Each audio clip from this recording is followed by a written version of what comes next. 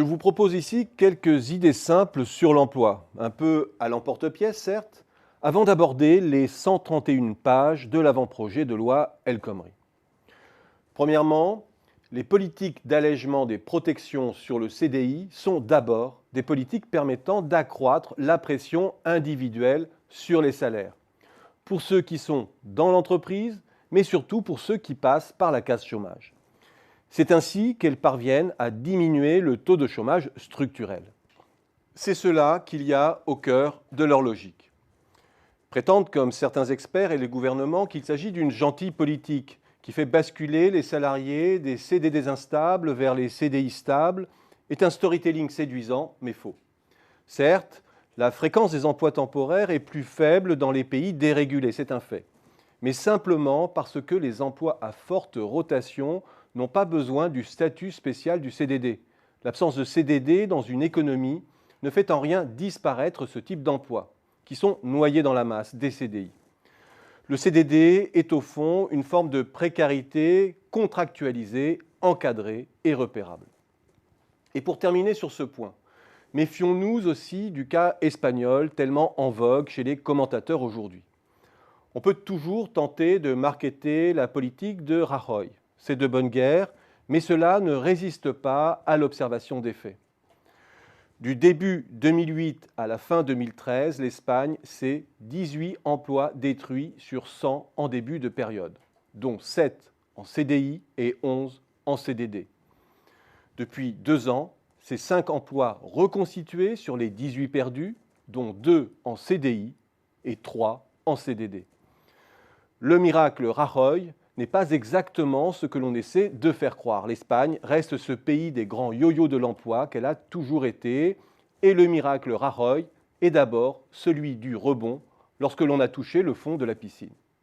Deuxième vérité simple, si l'on ne cherche pas à dévoyer les faits, les politiques de dérégulation du travail fonctionnent, mais sous condition, précisément parce qu'elles pèsent négativement sur les salaires. Elles ont besoin, 1, que le salaire minimum ne bloque pas l'ajustement baissier des salaires, et 2, que des contre-feux macroéconomiques soient allumés pour compenser la déperdition de demande. Dépréciation du change, hausse de la demande publique ou forte baisse d'impôts. Donc, la flexibilité s'achète par du déficit public. C'est toute l'histoire de la Reaganomics, c'est aussi celle du Royaume-Uni de Thatcher, qui a eu besoin de plus de déficit, puis après Thatcher, de la dévaluation de 1992 et des politiques expansionnistes de Tony Blair pour que la dérégulation se transforme en emploi. Et plus récemment, Renzi, c'est cela encore. Un Job Act, mais surtout des baisses d'impôts centrées sur les consommateurs et un gros chèque de 8 000 € pour les nouvelles embauches en CDI. C'est sur cette base qu'il faut scruter le projet El Khomri. 1. Désinhibe-t-il l'embauche dans les petites structures?